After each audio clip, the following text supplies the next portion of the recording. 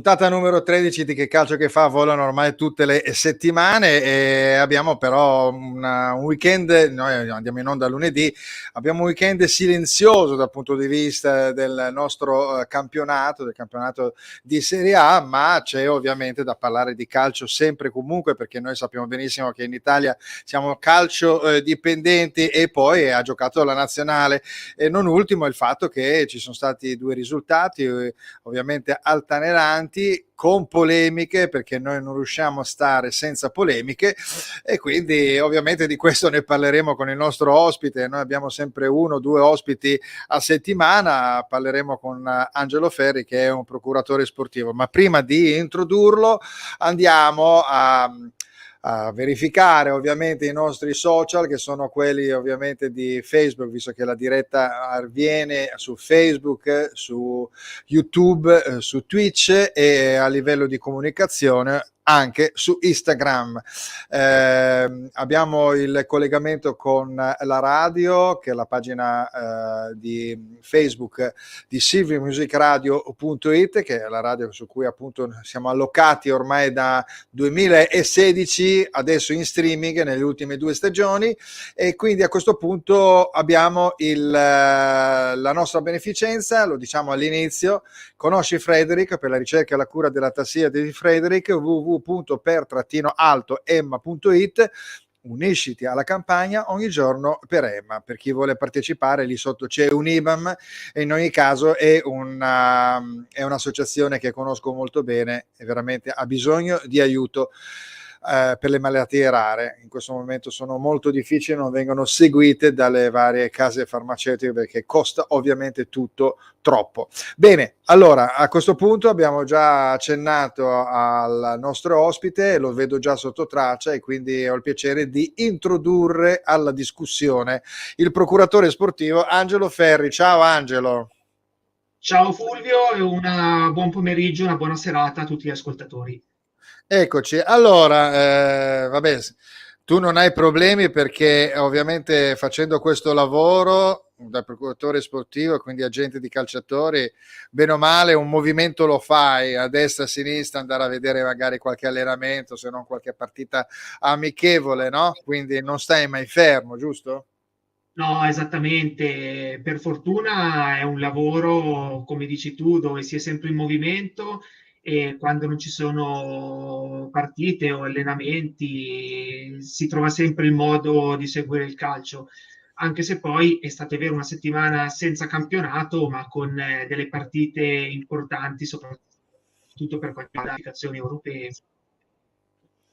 Quindi, vabbè, insomma, hai visto le partite della nazionale, ovviamente, presumo. Sì, e ti devo dire che mi hanno un pochino deluso, ma soprattutto la partita di ieri, perché per quanto riguarda la sconfitta con l'Inghilterra, purtroppo era un po' preventivabile, in quanto l'Inghilterra in questo momento ci è superiore e ti devo dire che il secondo tempo non ho visto nemmeno una brutta Italia. Ieri sono stato un pochino deluso, non tanto dal risultato perché comunque si è vinto, ma un po' dall'atteggiamento, perché in un girone dove l'Inghilterra probabilmente farà corsa a sé e dove Malta difficilmente riuscirà a rubare punti qua e là alle altre squadre, in questo momento vincere con un risultato più rotondo del 2-0 probabilmente serviva anche per la differenza reti, visto che si prospetta un girone equilibrato con Ucraina e Macedonia del Nord, giocare un secondo tempo un po' a risparmio, un po' sotto ritmo, ecco, probabilmente a mio avviso la ricerca del terzo gol doveva essere una priorità, soprattutto dopo il Sì. 2-0, quando ormai il risultato era in ghiaccio. Sì, questo è vero, perché dopo alla fine sappiamo che si perdono le occasioni per un rigore sbagliato, come per esempio Jorginho, e quindi alla fine io trovo che non ci sia questo grandissimo divario, anzi, nei confronti di queste squadre, come l'Inghilterra, sono sempre abbastanza contrario alla Premier come punto di riferimento, anche se è ovviamente un punto di riferimento, ma questo perché parto dal concetto che il campionato di calcio, il nostro calcio, non è mai un calcio banale. Quindi noi infatti andiamo a vincere gli europei a casa loro e l'altro giorno però sono entrati in campo un po' scollegati, quelli erano invece, gli inglesi erano molto più motivati perché venivano dalla scoppolata ovviamente emotiva e quindi volevano venire a far male, giustamente. Sì, forse Fulvio ci portavamo dietro un po' anche le scorie della mancata qualificazione al mondiale, Certo. perché ho visto un tempo proprio di una squadra quasi un po' impaurita. E ti dico, è successo che dopo il 0-2 l'Italia forse si è tolta il peso probabilmente di questa partita difficile e ha iniziato a giocare a risultato compromesso e con un po' più di fortuna si poteva anche portare a casa il pareggio nel secondo tempo. Sì. Sì, poi c'è anche un fatto che mi sembra di ricordare che passino 2 squadre, giusto? Eh, Esattamente, e poi esattamente. c'è credo anche una possibilità di ripescaggio nei playoff eventuali per l'Italia perché si è qualificata per la Nation League, credo che c'è un collegamento, quindi cioè, non salteremo di sicuro questi europei anche se arriviamo secondi. L'Ucraina ha perso con l'Inghilterra e quindi c'è credo una facilitazione da questo punto di vista, quindi non vorrei che come al solito quando non c'è una grande, no, la garra viene meno, ecco, no? Sì, Poi vabbè, addirittura Fulvio, se l'Italia non dovesse arrivare nei primi due posti è matematicamente già al playoff, perché in quanto qualificata alle finali di Nations League, in qualsiasi altra combinazione è una delle 12 squadre che verranno ripescate nel sorteggio. quindi Quindi vedi, a questo punto, allora forse avevo interpretato male, l'hai corretto tu giustamente, quindi dovrebbe essere comunque una squadra che dopo la debacle, la mancata partecipazione ovviamente ai mondiali, dovrebbe dare ovviamente un po' più di attenzione, anche perché poi io non trovo che il cammino di Mancini da quando ha preso la nazionale sia stato un cammino negativo.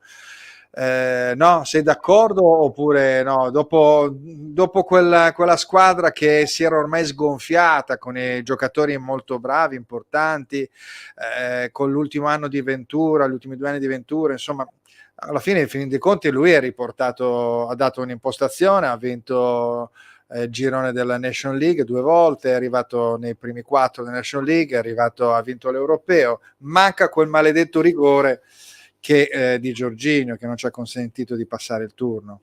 sì, addirittura due rigori, uno all'andata in Svizzera e uno al ritorno. In tutto quello che ha ricordato di Mancini aggiungerei anche il record della nazionale italiana di partite Mondiale. utili senza sconfitte. Quindi diciamo Sì, che fino a quella partita infelice, sia con la Svizzera in casa, sia quella purtroppo uno spareggio con la Macedonia, il percorso di Mancini era stato cioè, davvero, davvero positivo. Poi purtroppo il calcio ricorda non la memoria e ci si ricorda solo degli ultimi risultati e esatto. poi chi parla male fa notizia e quindi bisogna sempre andare un po' a cercare il lato negativo. Io sono comunque fiducioso che nel prossimo campionato europeo l'Italia parteciperà senza problemi, anche perché come abbiamo detto prima, c'è sempre comunque lo spiraglio degli spareggi, dove è vero, Sì. le due volte ci ha detto male, ma insomma, Vabbè, penso che l'Italia. non è detto. Senti, nella prima partita hanno già, ovviamente, perché se non critichiamo dentro nel nostro ambito non siamo bravi, no? Nella prima partita hanno giocato questi 3 signori, quindi Barella, Verratti e Jorginho, dove Verratti non ha mai concluso niente, Jorginho gioca poco, in fase calante, Barella gioca a sé, eccetera, eccetera. Quindi hanno già distrutto un centrocampo. Poi va il centrocampo nuovo ieri, che era quindi il centrocampo con Tonali, Cristante Cristante e e Pessina. Pessina, quindi più muscolare, forse un po' più di movimento, un po' meno geometrico, ed è andato fino a un certo punto, no? Quindi alla fine dobbiamo anche pensare che Mancini deve in corso d'opera ricreare la squadra. Qualcuno ha detto doveva ripartire con un progetto nuovo. Cosa vuol dire per ripartire con un progetto nuovo? Rispondimi Anche, tu. anche perché i giocatori cioè, sono questi, ma poi senza contare Esatto. anche che prima della partita con l'Inghilterra era stato massacrato per avere convocato Retegui, che a parte gli addetti ai lavori nessuno aveva mai sentito nominare. Ora, dopo due partite e due gol, con 2 tiri in porta, con pregi e difetti qualsiasi giocatore, sembra che in Italia si sia trovato il fenomeno del calcio che mancava da tanto tempo. Insomma, Al- bisogna anche al- essere poi equilibrati nei giudizi. Allora, Zoff ha detto che, vabbè, insomma, prendiamo un po' le distanze solo perché questo ha segnato dei gol. Ricordiamoci che Immobile segna catervi di gol ogni anno, eccetera, eccetera, che è il centravanti della nazionale, in questo momento è fermo al palo. Quindi, però, è anche vero che bisogna anche pensare che Mancini ha un momento storico in cui non solo negli attaccanti, però anche un po' tutti i ruoli, però negli altri ruoli lui è riuscito abbastanza a coprire. È in attacco che sembra esserci un po' una problematica, no? Credo che il fatto di aver convocato Retegui sia una situazione giusta. Qualcuno dice che però l'ha convocato come per dire se prendo Retegui e non prendo un giocatore italiano, vuol dire che insomma si crea un po' una sorta di alibi suo personale, se le cose dovessero andare male. No, no, ma assolutamente, ma poi ripeto, il fatto che probabilmente nessuno conosceva questo giocatore, a parte noi addetti ai lavori, se non avesse segnato già nella prima partita si sarebbe aperto veramente un processo, una critica in modo anche inverosimile, perché già io ricordo, ma soprattutto anche chi magari faceva la telecronaca di quella partita, a fine primo tempo i commenti non erano proprio benevoli verso No. Retegui, sebbene gli sia arrivato un pallone giocabile.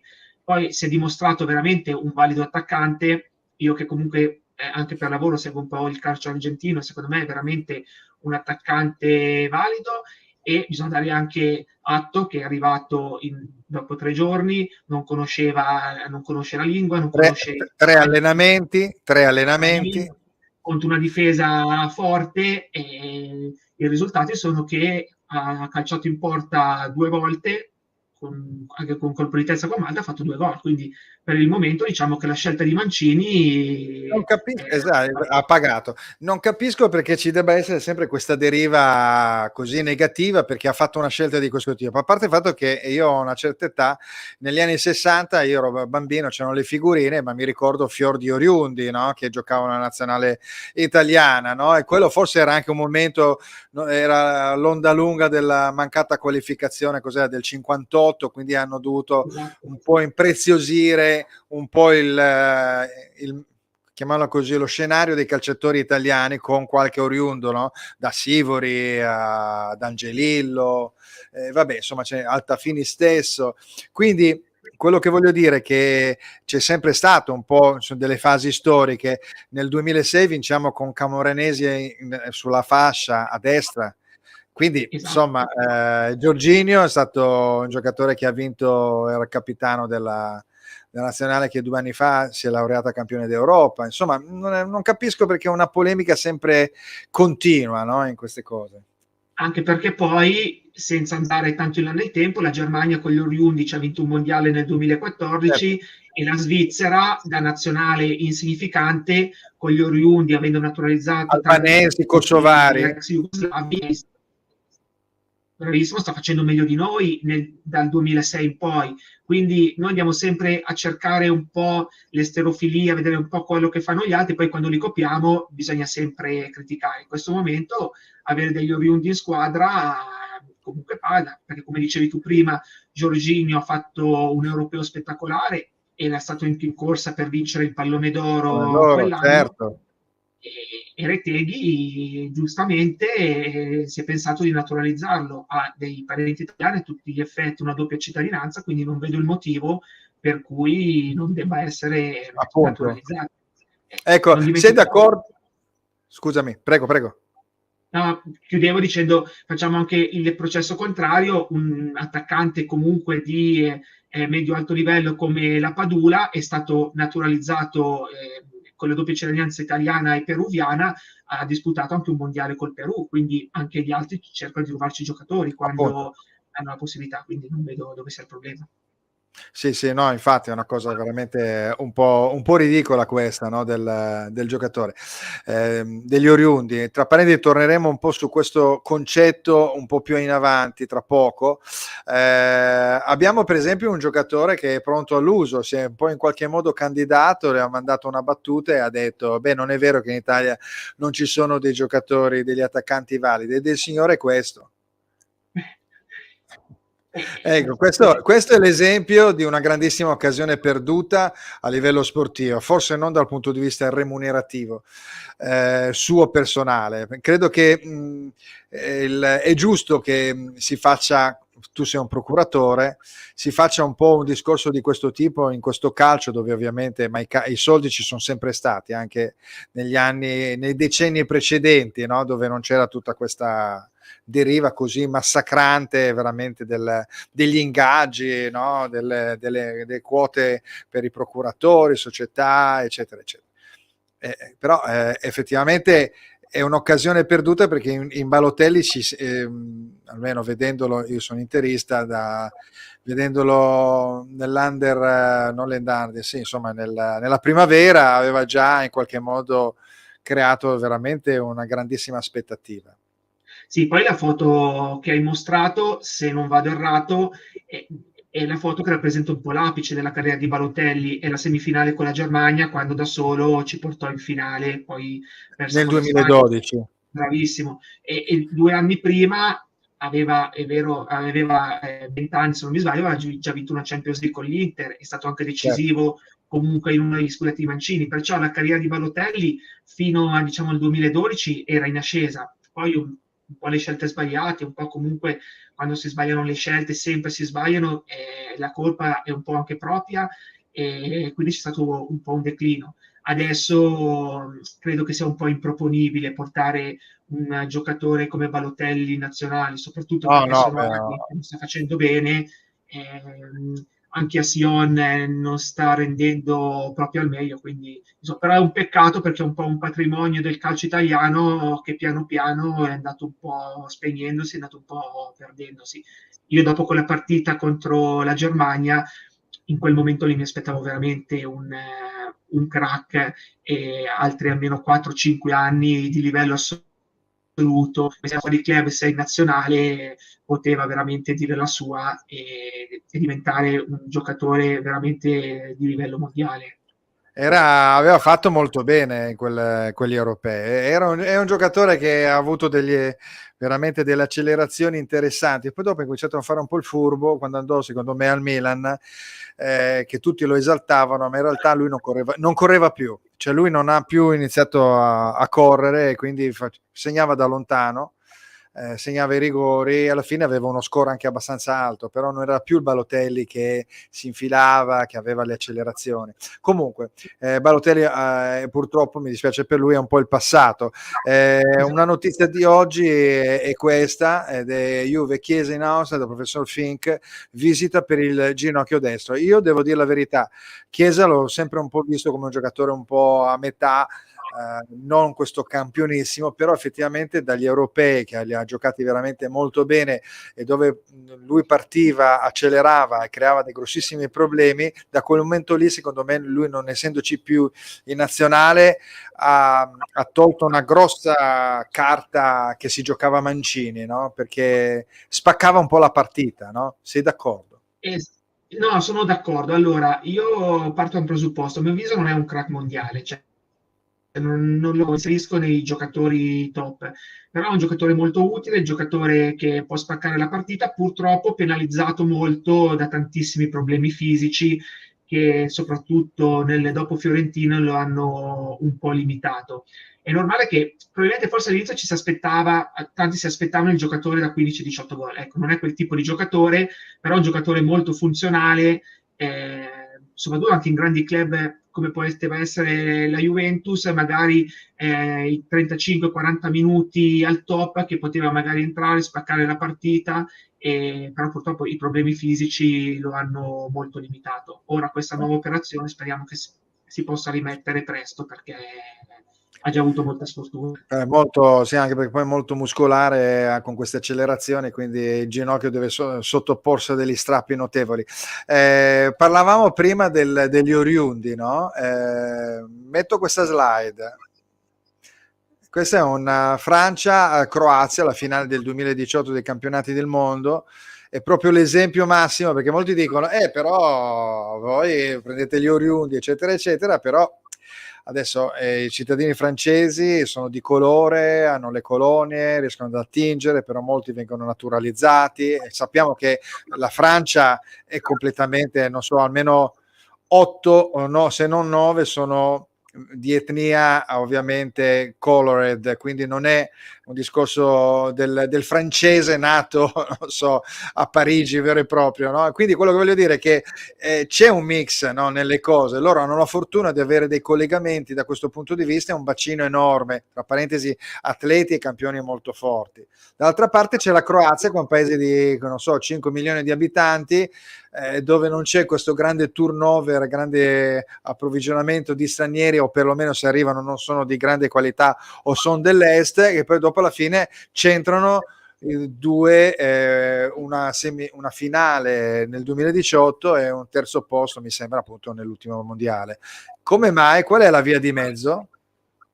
Ma guarda, partendo dalla Croazia, la Croazia è un po' come tutti i paesi dell'ex Jugoslavia, come può essere la Serbia, la Slovenia. È vero che sono nazioni piccole, però sono nazioni improntate sullo sport. Infatti, se tu guardi Croazia, Serbia, Slovenia non solo nel calcio, ma nel basket, nella pallanuoto, nella Sì. pallamano, ottengono sempre risultati importanti e Di clamorosi. squadra, di squadra. Bravissimo, bravissimo. Quindi secondo me sono proprio nazioni improntate proprio sullo sport.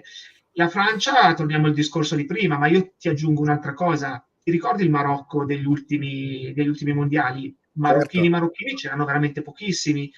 Il 90% erano tutti calciatori europei naturalizzati e tanti dicevano noi in Marocco non ci siamo neanche mai stati, e quindi hanno approfittato di questo per creare una nazionale che si è rivelata altamente competitiva. Che giocava ovviamente in tornei celebrati, quindi insomma, per E, forza. e addirittura alla semifinale Francia-Marocco si diceva che la Francia aveva più giocatori di origine africane di quanti ne avesse il Marocco, perché il 90% erano oriundi, la Francia ha preso probabilmente dalle proprie ex colonie, il Marocco da immigrati che nel frattempo si erano stabiliti in Europa e sono riusciti a creare due nazionali super competitive. E perciò, tornando al discorso di prima, credo che anche in Italia si faccia bene a battere su questa strada, e anzi, ho sentito e ci sarà la possibilità probabilmente di naturalizzare altri argentini che si stanno mettendo in mostra nel campionato argentino, perché no? Se c'è la possibilità, se dovessimo trovare altri calciatori forti come Retegui, sono assolutamente favorevole alla naturalizzazione di questi calciatori per farli giocare in nazionale. Ecco, hai parlato di Retegui, lo rivediamo di nuovo, eccolo qua, è accostato all'Inter, quindi probabilmente all'Inter non verrà, no? Quindi di solito gli accostamenti sembrano un po' fatti ad hoc per far sì che insomma si crei l'aspettativa al popolo nerazzurro e poi dopo alla fine vanno da un'altra parte. Ma vabbè, lasciando perdere, questa è una polemica, il discorso di Retegui, Mancini credo che sappia riconoscere un giocatore, quindi quando lui dice che assomiglia a Battistuta, al primo Battistuta, vuol dire un giocatore un po' grezzo che si è fatto, no? Negli anni. Effettivamente lui, io devo dire la verità che ho visto un po', la prima partita con l'Inghilterra non l'ho potuta vedere, però con i suoi movimenti non mi sembra uno che fraseggi più di tanto. Battistuta in fin dei conti non è che fraseggiasse chissà che cosa, però quando le arrivava la palla tirava delle mine ed era molto forte di testa. E sono le due caratteristiche, andando a rivedere i gol che fa, basta andare su YouTube, li vedi, ti rendi conto di come lui veda bene la porta, e di testa è molto forte, si è visto con la Malta anche, gol di Ma anche il testa. gol con l'Inghilterra comunque è stato un gol d'attaccante vero, perché Preciso, non era esatto, facilissimo, non era certo. facilissimo sia smarcarsi e sia soprattutto finalizzare nel modo che poi ha finalizzato. sempre contando che è un calciatore che era in Italia da 45 minuti, che prima della partita con l'Inghilterra probabilmente non c'era neanche mai stato nel nostro paese. Quindi gli va dato merito di essersi subito integrato alla Però grande. noi facciamo una polemica su questo, no? Quindi comincia a dire, però ci vede, no? Un giocatore che è comunque strutturato in un certo modo, no? Era solo una mia leggera divagazione da questo punto di vista, è sempre un po' troppe polemiche da questo punto di vista. Senti, parlando di mancanza di giocatori, che quindi speriamo che si riescano a recuperare dei profili interessanti, lo dico più o meno in ogni puntata, il calcio italiano ha perso effettivamente un po' la scuola, no? Dei vari ruoli, no? Prima avevamo una nidiata spaventosa di grandissimi portieri, avevamo i difensori più arcigni, più difficili da superare, avevamo giocatori di fascia importanti, centrocampisti vari di qualsiasi tipo, i numeri 10 fantastici, attaccanti meravigliosi, questo negli ultimi 40-50 anni. Adesso è sempre un po' difficile, il calcio è anche cambiato, quindi anche il calcio è più muscolare, quindi un po' meno tecnico, personalmente tecnico, però qualcosina forse si potrebbe fare. Dove si deve andare a parare? Sempre sul solito discorso dei vivai, e quindi incentivarli e far imparare, insegnare insomma ai ragazzini a palleggiare meglio. Ma guarda, allora io vedo sempre un po' il lato positivo. In tutta questa disamina, il lato positivo è che la squadra dei portieri, secondo me, in realtà sta un po' tornando, perché dietro Donnarumma non c'è il vuoto, ma ci sono tanti ottimi portieri. Parlo di Sì, questo è vero. Vicario, di Falcone, quindi questo. E poi non vorrei fare il populista, però purtroppo bisogna andare nei settori giovanili, cioè leggere le formazioni dei settori giovanili a partire dagli allievi, dove una spiccata percentuale sono già calciatori stranieri, credo che è da lì che bisogna comunque iniziare a far crescere gli italiani, perché altrimenti davvero le convocazioni di Mancini, cioè, sono scelte abbastanza obbligate. Purtroppo in questo momento in Italia ci sono pochissimi calciatori, ma a partire proprio dai vivai e dai settori giovanili. Se andiamo a leggere le formazioni delle squadre che partecipano al campionato primavera, i giocatori italiani sono in percentuale molto minore rispetto ai calciatori stranieri e questo crea problemi, anche perché cioè, quanti ragazzi dai 18 ai 22 anni abbiamo comunque tirato fuori negli ultimi anni? Pochissimi. Forse adesso Sì, mi viene in mente Fagioli, mi viene in eh, mente Gabbia del Milan, però insomma manca un po' la materia prima, ecco. Non vorrei fare il populista, però questo secondo me è il problema principale. Cioè, un po' la verità c'è, anche perché poi comunque vanno a investire nelle giovanili, specie sui ragazzi, appunto perché il calcio è diventato più fisico, i ragazzi appunto di colore, no? Che vengono presi, no? Che chiaramente hanno già una struttura fisica, li insegni un po' di più a giocare a pallone e poi magari lo puoi già rivendere bene, con cui puoi fare diciamo la stagione successiva solo con la sua vendita, gestire il settore giovanile, no? Che questo purtroppo è il problema anche, no? Quindi, e poi forse sei anche un po' disamorato, un po' non disamorato, ma ci sono meno opportunità di far giocare i bambini in generale, no? Quindi farli crescere nei cortili, eccetera, eccetera. Bene, esatto. parliamo. Eh? No, no, no, è vero, questo è verissimo. Io ricordo quando ero piccolino che si giocava 24 ore a pallone nel cortile Sì. facendo porte sull'asfalto. Adesso purtroppo questo non esiste più, un po' perché la tecnologia, un po' perché i ragazzi si buttano su altre cose, però è un problema comunque cioè, non secondario Non e secondario. quindi fa tornare Senti, i sì. bambini a divertirsi con il calcio. Senti, parlando di un altro allenatore, eccolo qua, Antonio Conte, eccolo che qua sorridente con presentazione del Tottenham Hotspur, ma adesso è un po' meno sorridente. Io voglio capire un po' qualcosa, no? Cioè, non è che si accavallino un po' troppe situazioni, poi vabbè, Conte è uno che sa fare bene i suoi calcoli, dal suo punto di vista sia di carriera che di quelli di natura economica, e quindi cercare di intravedere qual è la situazione migliore. Lo farebbero tutti poi, però mi sembra che lui riesca a vedere un po' meglio le cose. Adesso se ne va via, ha centrato una qualificazione Champions l'anno scorso, il Tottenham attualmente è quarto in classifica con avendo fatto però già due o una partita rispetto alle altre, il Newcastle potrebbe superarlo, però insomma sarebbe lì quarto o quinto posto. Credo dovrebbe essere una situazione abbastanza di comodo del Tottenham. Due cose: uno, il Tottenham, come mai ha guardato gli ultimi 10 anni, ha fatto 2 finali di Coppa di Lega e una finale di Champions League, poi per il resto ha fatto, non so, forse un secondo posto, ma poi sempre terzo, cioè quarto, quinto, sesto, quindi non ha mai centrato più di tanto dall'altra parte, quindi vorrei capire per quale motivo una squadra con tutte queste risorse, spendendo tutti questi soldi, cambiando gli allenatori, non abbia mai un bel progetto. E dall'altra parte, cosa ne pensi di Conte, che è stato avvicinato a Juve, Inter e Roma, e Sabatini ha detto è costato quanto Lukaku? Sinceramente non so chi se lo possa permettere. Allora, Tottenham. Ma allora, il Tottenham, hai detto bene tu, io ricordo che il Tottenham, il risultato più eclatante degli ultimi, tu dici 10, insomma anche 20 anni, è stato il secondo posto quando il campionato, nell'anno anomalo dove la Premier era stata vinta dall'Ester di Ranieri. Sì. Altri risultati importanti, sinceramente non ne ricordo, forse qualche apparizione un po' sporadica in Champions League, un paio di coppe di leghe e nulla più. Io credo che probabilmente Conte sia un po' accorto di questa mancanza di abitudine a vincere e infatti non l'ha mai mandato a dire, sia dopo l'eliminazione contro il Milan, sia dopo l'eliminazione un po' clamorosa in Coppa d'Inghilterra.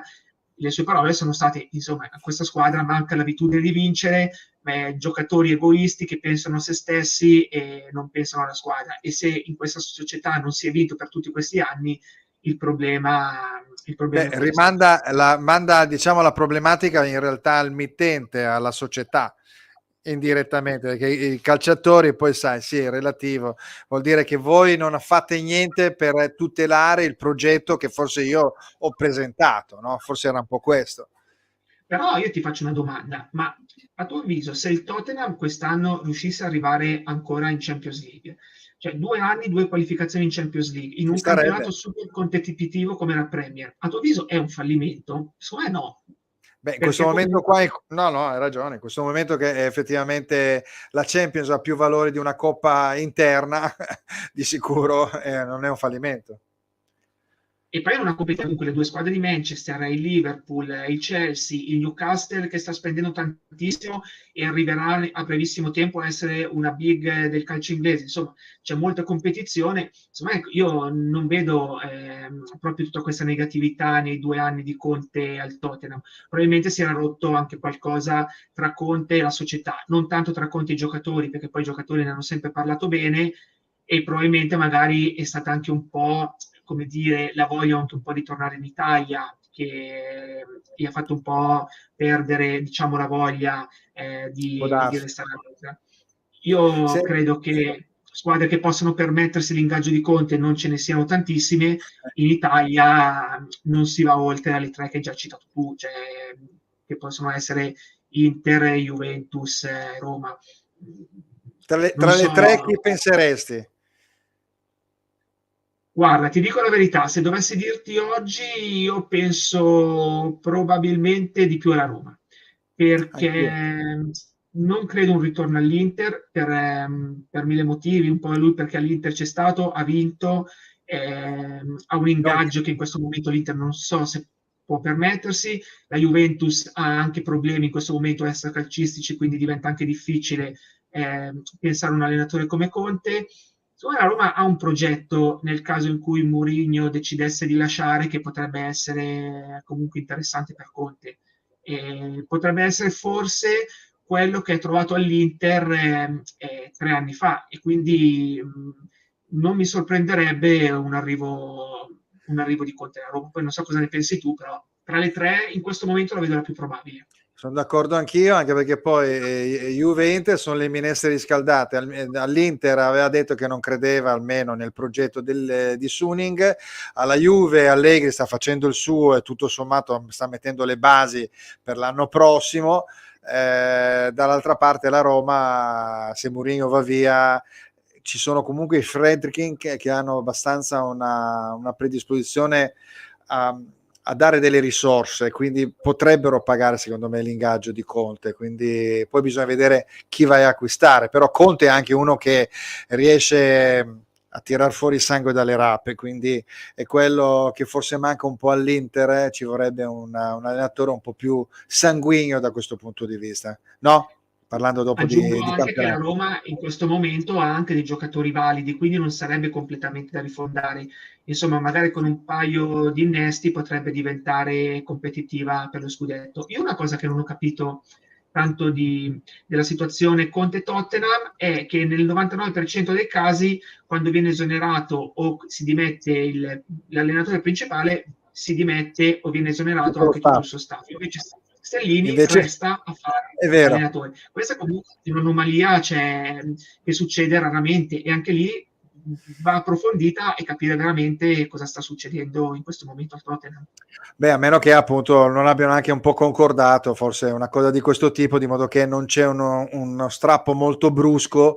Stellini aveva fatto anche abbastanza bene come sostituto e poi dopo prenderanno un allenatore nuovo, no? Quindi probabilmente è quello, no? Tanto lui è fermo, anche perché poi magari la buona uscita, c'è anche il discorso economico, buone uscite, queste cose qua, quindi magari non è semplicissimo, vai a capire, è vero però, hai ragione.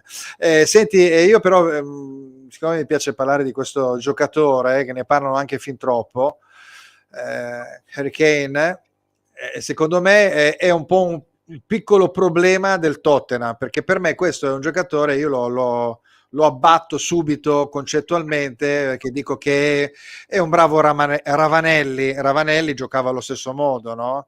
Però chiaramente siccome è inglese e gioca nella Premier, ragazzi, 120 milioni di sterline e ragazzi, sempre tutti a guardare questo riferimento. È un giocatore molto bravo, sa fare tutto, grande gamba, fisico, gol, assist, con personalità, non è un campionissimo, però lo vogliono far passare per un campionissimo.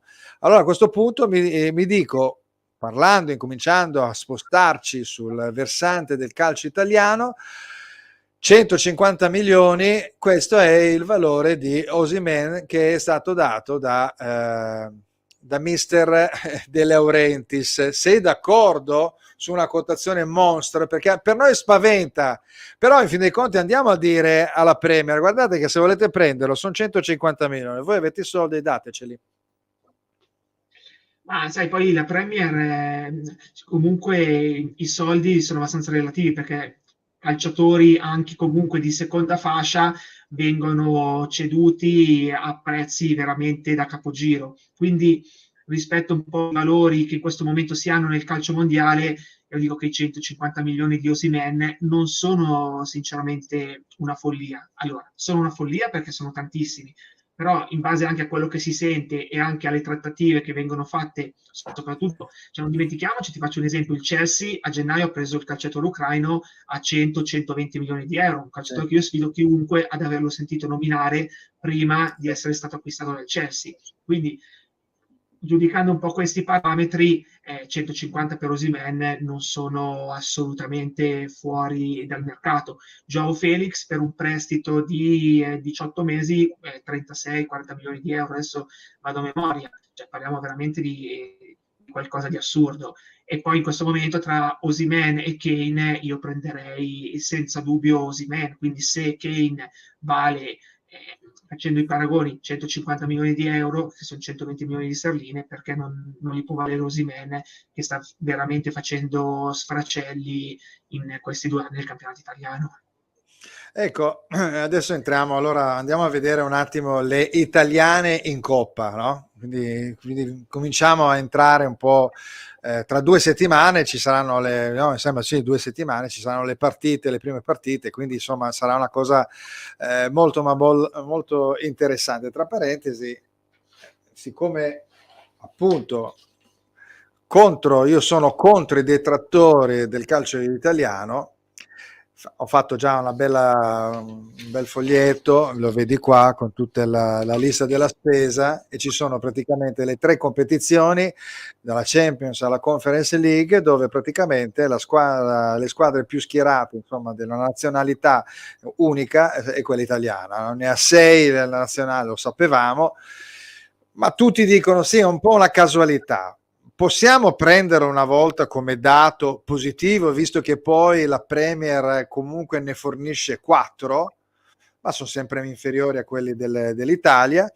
Il Belgio ne fornisce 3, l'Olanda ne ha 2, la grande Germania, che fa stadi meravigliosi, ne ha 2, il Portogallo, che dicono che è superiore al calcio italiano, è stato già eliminato una squadra, 2 squadre, lo Sporting Braga dalla Fiorentina, l'Inter col il Porto, ne rimangono ancora 2, e poi la grande Spagna, che ha il Siviglia e il Real Madrid. Quindi insomma, una volta tanto cerchiamo anche di non remare contro al nostro sistema, perché questo è un dato molto molto importante. Speriamo. E poi hanno già creato la problematica, nel senso che fanno incontrare 2 squadre italiane in Champions, perché altrimenti potevano veramente arrivare a una finale italiana.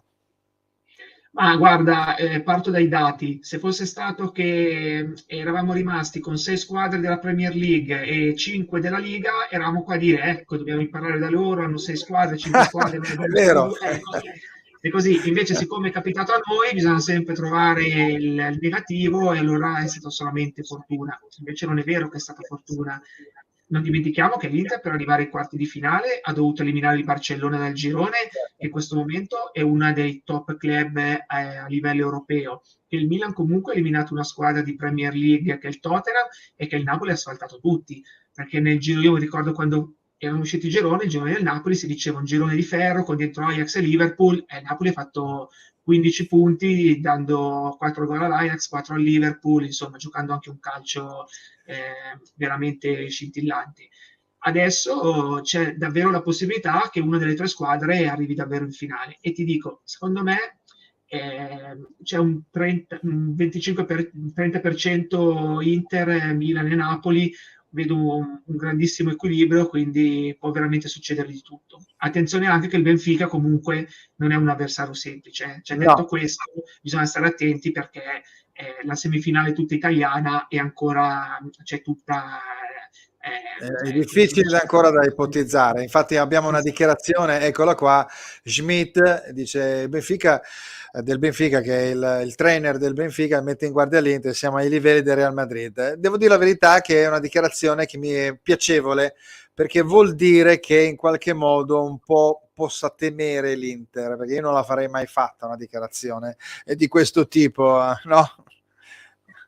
Ma poi io, sai, quando leggo queste dichiarazioni penso, ma davvero le fanno? Perché io, cioè, Ah con beh, tutta la mia certo, immaginazione, parrebbe di sì. che l'allenatore del Benfica vada a dire siamo Real Madrid, mi sembra, cioè, veramente un po' L'ha un'esagerazione. rilasciata, l'ha rilasciata al quotidiano tedesco Der Spiegel, e poi comunque in ogni caso ha detto che questo ha creato proprio da pavone, ha fatto la ruota del pavone, ha detto d'altronde la proprietà ha speso 4 miliardi per il progetto, e poi noi siamo come polisportiva in tanti sport. Vabbè, ok, bene.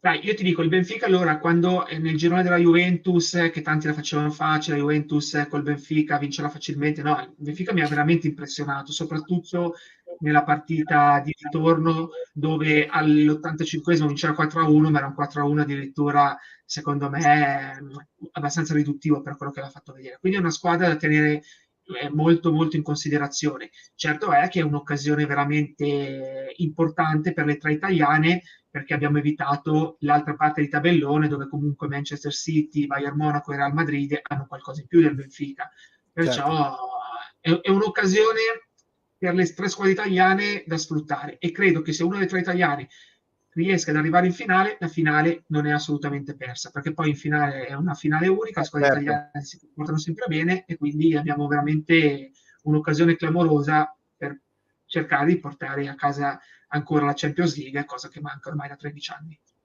Infatti, vabbè, poi comunque nel caso sono 5 partite di Champions, quindi basta inanellarle, avere un po', anche un po' di fortuna, ci vuole sempre anche quello nello sport. Quindi invece, vabbè, questa è una notizia che riguarda il Milan, ufficiale, si ferma Kalulu e quindi non può fare la partita contro il Napoli, si ferma per una settimana, poi non lo so probabilmente se riuscirà a fare le partite successivamente, quelle di Champions. Eh, tra le due, da una parte tra il Napoli e il Milan, io devo dire la verità che già dall'inizio dell'anno, vedendo giocare il Napoli, ho detto come gioca, quando ha dato delle ramazzate a destra manca in Champions, ho detto questo potrebbe essere veramente una squadra difficile da incontrare, trasversale un po' per tutti, e quindi potrebbe far male a tutti. Adesso loro non hanno neanche il pensiero al campionato, perché possono perdere anche 3-4 partite tranquillamente, ed è questo il vero valore che loro hanno in questo momento per prepararsi bene alle sfide di Champions. Dall'altra parte però c'è il Milan, che è una squadra che comunque sa stare in campo, è una squadra che anche se ha avuto una flessione quest'anno, ha eliminato il Tottenham e comunque viene da un blasone di 7 Champions vinte. Quindi qual è il tuo pensiero? Vabbè, in questo momento è normale che se facciamo un confronto tra Milan e Napoli, dico che il Napoli è chiaramente la squadra favorita, perché comunque in Italia sta veramente, diciamo, dominando, e perché, aspetto non secondario, come dicevi tu prima, il Napoli in Italia ha già chiuso la pratica scudetto, mentre Inter e Milan non hanno ancora chiuso la pratica Champions League. Quindi se il Napoli può fare turnover, se il Napoli può pensare alla Champions League, Inter e Milan devono mettere a posto la situazione in campionato e cercare di arrivare nei primi 4 posti. Poi il Napoli in questo momento davvero ha qualcosa in più rispetto alle altre squadre.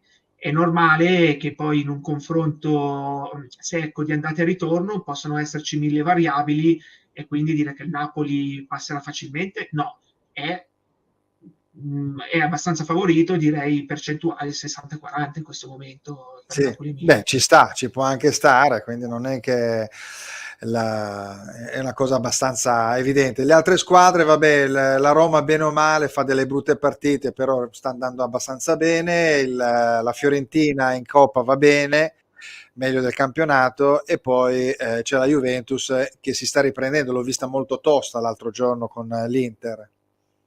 Sì, è vero, probabilmente la Juventus i 15 punti di penalizzazione gli hanno dato la spinta per cercare di fare quel qualcosa in più, e addirittura se guardiamo adesso la classifica non è così impensabile, tenendo sempre conto del meno 15, che la Juventus possa arrivare a giocarsi il quarto posto, perché i punti di distacco dal Milan mi pare siano 7 o 8, adesso vado a memoria, il Eccolo qua. calendario, quindi siamo 41 e 7 punti, in un calendario dove c'è ancora lo sconto diretto, dove il Milan ancora adesso giocherà contro Napoli a Roma, quindi insomma se la Juventus facesse un filotto di risultati importanti potrebbe ancora arrivare a giocarsi il quarto posto. Poi la Juventus, dopo un periodo veramente difficile anche a livello europeo, si è ripresa abbastanza bene, ha raggiunto abbastanza comodamente i quarti di finale di Europa League, affronterà lo Sporting Lisbona, una partita un po' come l'Inter col Benfica, non facilissima ma nemmeno impossibile, e nei semifinali Coppa Italia, quindi insomma anche per la Se la Juventus il mese di gioca. aprile diciamo che sarà abbastanza decisivo. Beh, qua abbiamo anche il cammino possiamo andare a azzardare una Roma, una Bayer Leverkusen, una Juventus e un Manchester United, si fermo restando che comunque Siviglia, il Feyenoord, non so se la squadra belga dell'Union Saint-Gilloise riesca in qualche modo a fare qualcosa di più. Però mi sembra che siano più o meno queste le candidate, no? Quindi, Sì, la Roma addirittura io considero un po' il percorso della Roma un po' come quello che abbiamo detto per le tre italiane in Champions. È in una parte di tabellone dove è riuscita ad evitare Juventus, Manchester United e Siviglia, che anche se il Siviglia fa un po' fatica in campionato, però europei, caso ha visto che ne ha vinte veramente tante negli ultimi anni. Insomma, la Roma deve stare attenta al Feyenoord e poi al Bayer Leverkusen, però ipotizzare la Roma in finale di Europa League ci può non è stare. utopia, quindi può Certo. benissimo arrivare. più difficile il percorso della Juve, perché un'eventuale semifinale con Manchester United e Siviglia non sarà una passeggiata. No, infatti. D'altra parte poi andiamo a vedere l'altro tabellone, abbiamo anche qui un'altra squadra, due squadre belghe, appunto, quindi abbiamo perché dopo alla fine sono 3 le squadre belghe ancora in corsa, abbiamo il West Ham, la Z Alkmaar che ha eliminato la Lazio, il Nizza, quindi anche qua si parla del calcio francese, ragazzi, e quindi non è che vediamo questo grande...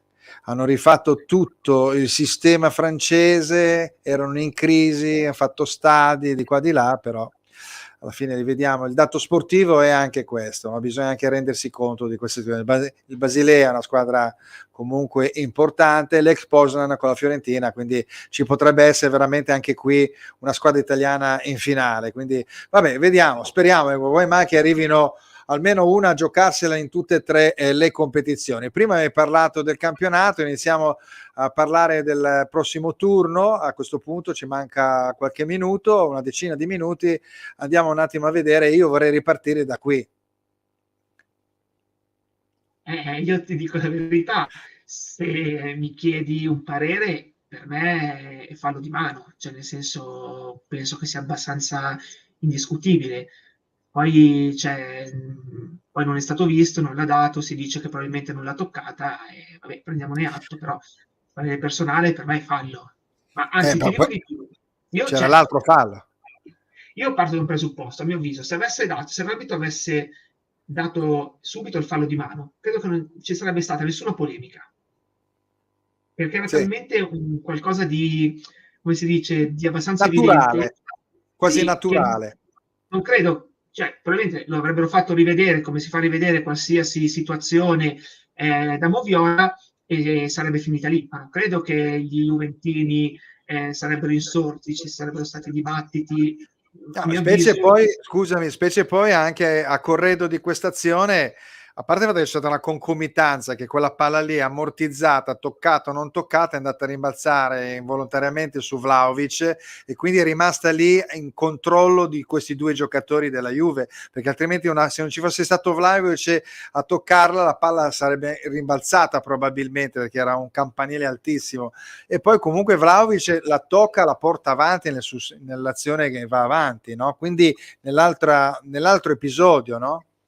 No, no, assolutamente. Infatti io partivo da quel presupposto e ho subito pensato, sì, però se avesse fischiato fallo di mano, le polemiche non ci sarebbero state, quindi mi sembrava una situazione abbastanza evidente. Detto questo, poi dopo l'Inter è sul 20° del primo tempo, aveva 70 minuti per cercare di raddrizzare la partita, probabilmente è stato un Inter non al meglio, la Juventus da quel momento lì ha gestito abbastanza, diciamo, non comodamente, però l'Italia è riuscita anche a portare a casa i 3 punti anche abbastanza meritatamente. Certo Beh, è anche... che è una situazione. Sì, prego, prego.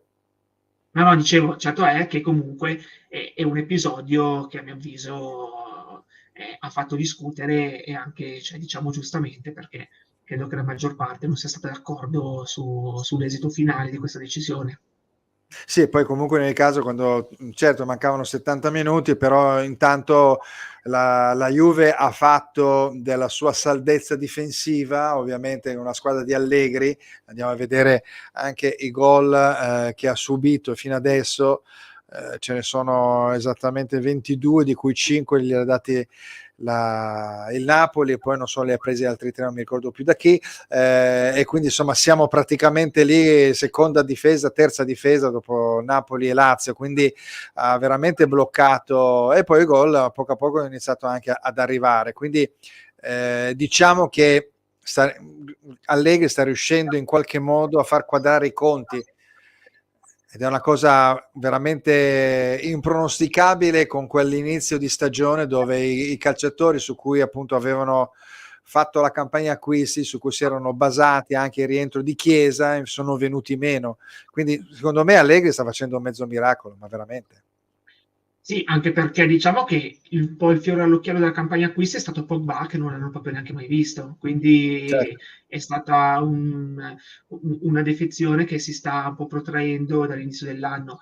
È una squadra che ha subito pochissimi gol, come dici tu, 22, 5 col Napoli, 3 con l'Atalanta nel giro di 7 giorni. Se togli quegli 8 gol lì, veramente parliamo di una squadra che ha un assetto difensivo veramente importante. Infatti, anche nei periodi di grandissima difficoltà, senza esprimere probabilmente un calcio stellare, è stata una squadra pragmatica che una volta che trova il gol e passa in vantaggio, dopo diventa difficile che la squadra avversaria la possa raggiungere. Un po' come Allegri aveva vinto qualcuno dei 5 scudetti che vinti in precedenza quando prima di essere esonerato, prima di andarsene alla sua panchina della Juve. Quindi è un po' il marchio di fabbrica di Allegri, ecco, un po' la difesa.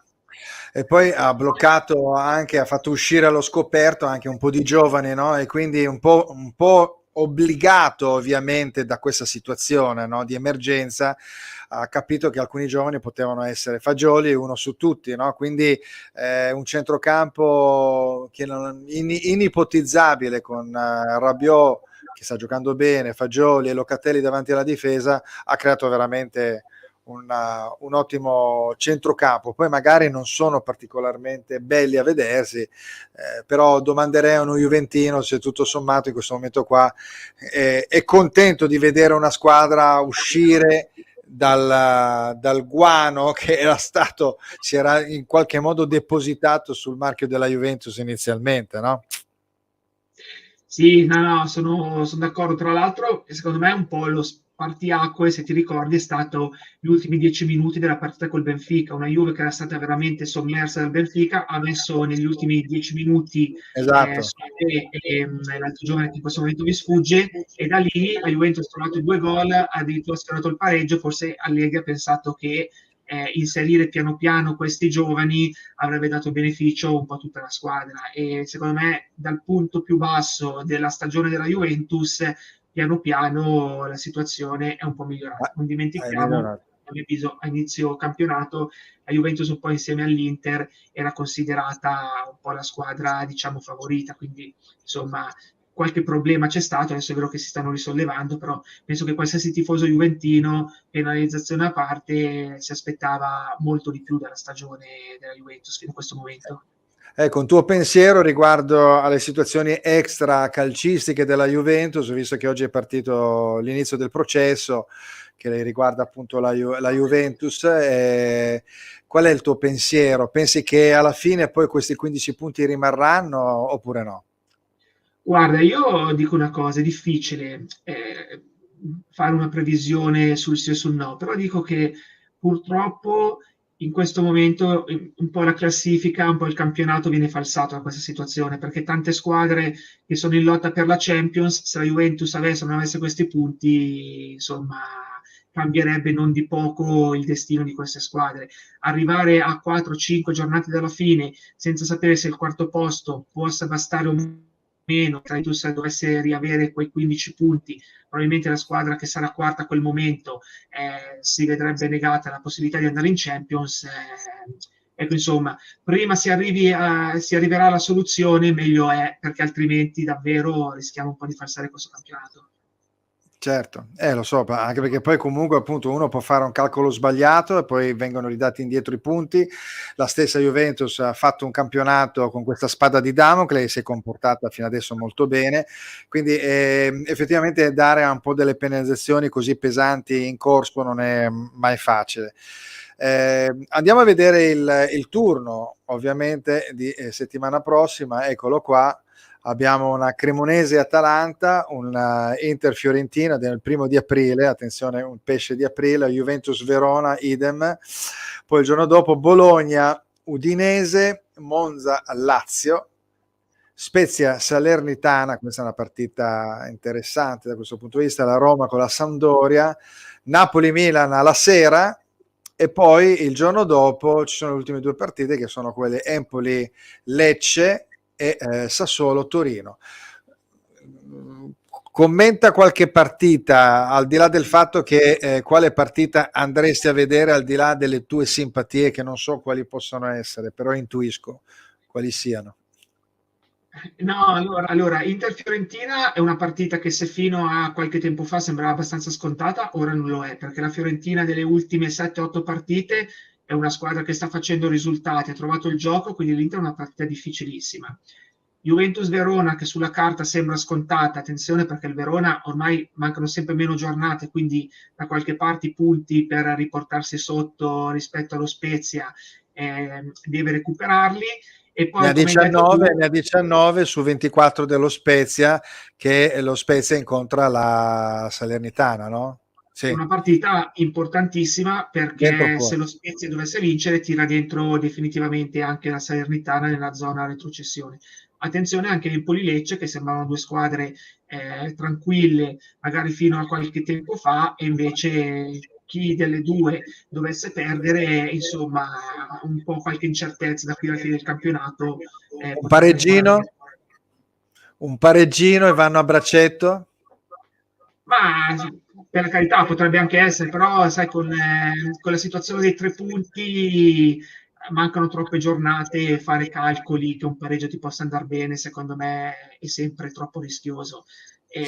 Zona salvezza che se fino a qualche domenica fa sembrava comunque già certa con le ultime tre che facevano fatica ad attaccarsi a chi gli stava davanti, adesso un po' di bagarre secondo me c'è, soprattutto in Verona che comunque può ancora cercare di raggiungere almeno lo Spezia. Ecco, Senti, la Sampdoria, sì, quello potrebbe essere ipotizzabile. La Sampdoria che sembra perde, però fa delle buone prestazioni da quando c'è Stankovic. Può ancora un po' sognare oppure no? ma mancano 11 giornate alla fine, tenendo conto che secondo me la salvezza la si raggiunge 37-38 punti, Quindi più bassa. lo Spezia ne ha 24, facciamo che arrivi a 34-35, Sampdoria deve fare 20 punti in 11 partite, insomma, Eh sì, mm, è dura. beh, non è facilissimo. Poi, per la carità, per farle deve cominciare domenica ad andare a Roma e cercare di fare risultato, è un po' come scalare una Cioè, montagna, dai. devi vincere 5-6 partite.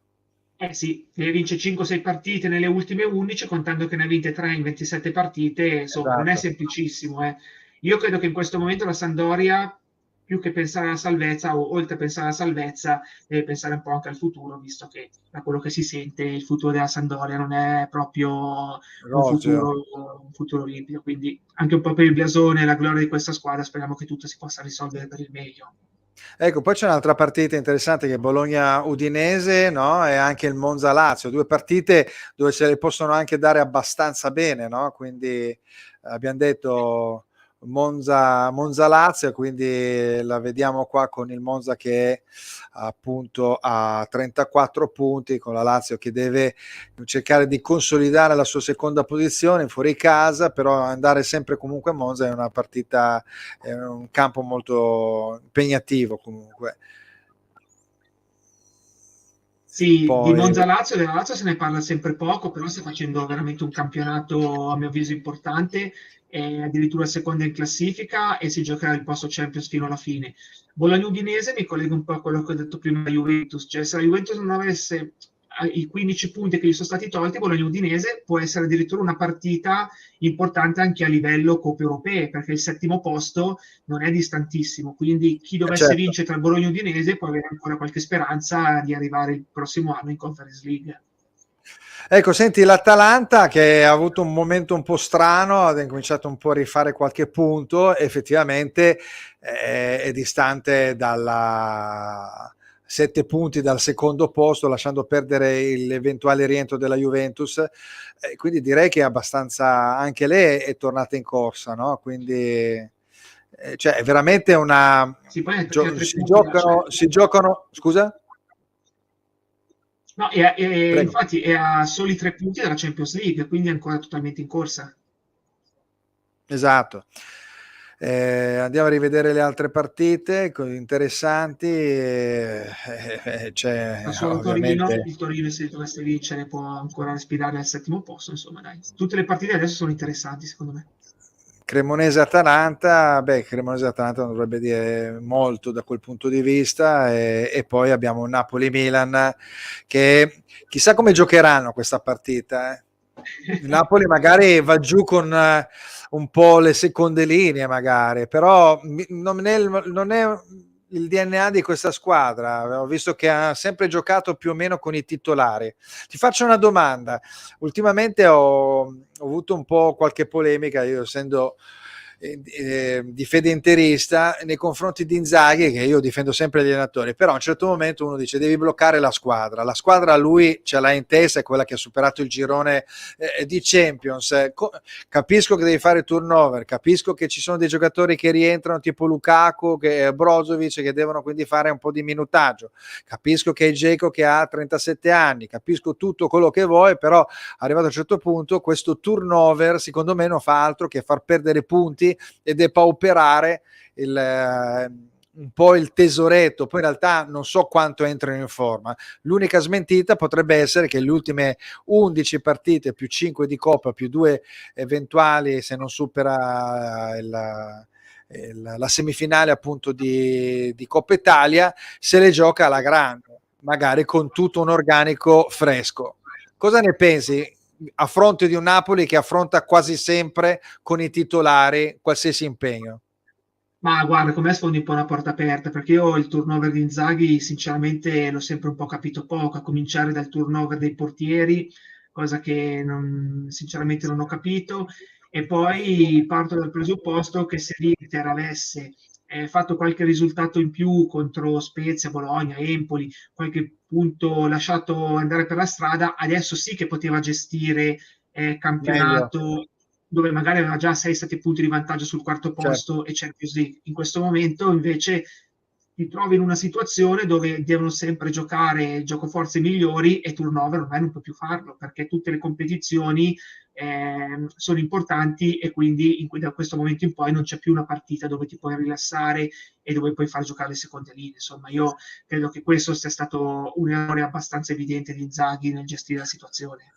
Non puoi, in fin dei conti, cioè, partire con i titolari, i presunti titolari, cioè Brozovic gli fai fare minutaggio facendolo entrare dopo. Poi è vero che magari se non sta bene devi fare un altro cambio, no? Nel caso, stessa cosa per Lukaku. Però Lukaku le prime partite al suo rientro le ha fatte da subentrante, quindi non lo so, io ho visto la partita col Monza, è entrato Dzeko dopo Lukaku e si è pareggiato, poi dopo hanno pareggiato, vabbè, insomma si poteva andare a vincere quella partita, ma con Dzeko in campo l'Inter giocava molto meglio, quindi Ma anche, anche la trasferta di Spezia probabilmente potrebbe essere gestita in modo differente, la partita in casa con l'Empoli, insomma un po' situazioni che adesso ti porti dietro perché arrivi a un punto della stagione dove non hai più margini, dove in campionato certo. non puoi più permetterti di far passi falsi e dove la Champions devi giocartela con la migliore squadra possibile.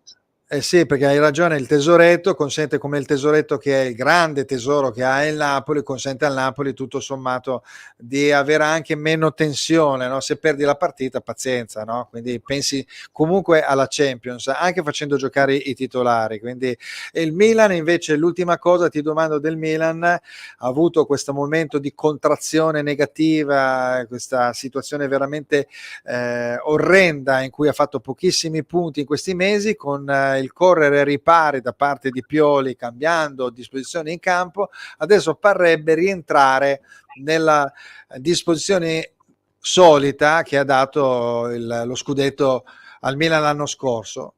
È giusto tutto sommato passare da un modulo all'altro oppure no? Perché tra parentesi bisogna avere anche un paio di opzioni, no? Essere monotematici è anche un grosso problema. Lui ha utilizzato la copertura massima per parare i colpi in un momento difficile, adesso ritorna, quando tutti hanno ripreso un po' a correre, ritorna nella sua disposizione a lui cara.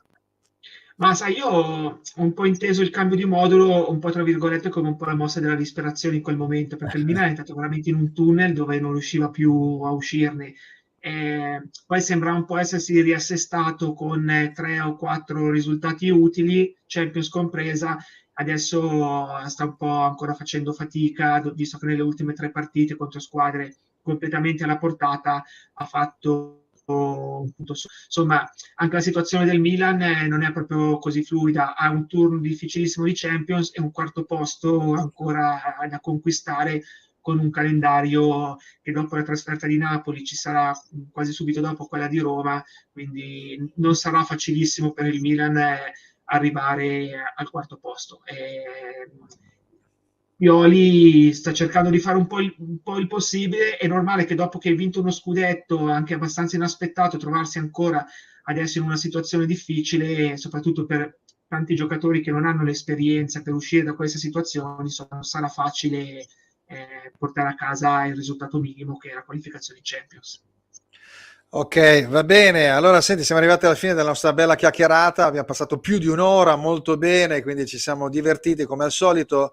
Io ti ringrazio, Angelo Ferri, quindi procuratore sportivo, agente calcio di calciatori. Quindi, insomma, tanti auguri per la tua attività e ovviamente per il tuo modo di seguire il calcio, che è sempre molto positivo.